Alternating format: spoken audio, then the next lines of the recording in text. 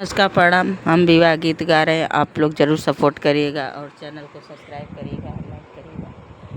बाबा के बगिया में बोलले कोयलिया, अरे सुगन बोलला बिनु सर, अरे सुगन बोलला बिनु सर।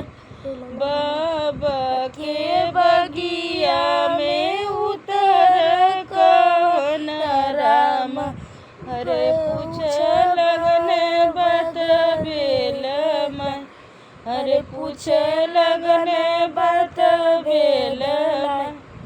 राम रसोईया से निकल कौन देई, अरे देख उरली बगिया में जा, अरे दौड़ली बगिया में जा।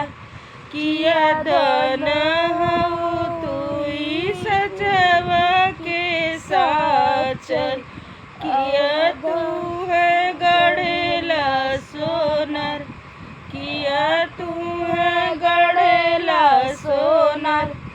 नहीं हम हई प्रभु सचवा के साचल, नहीं हमके गढ़ेला सोनार, नहीं हमके गढ़ेला सोनार।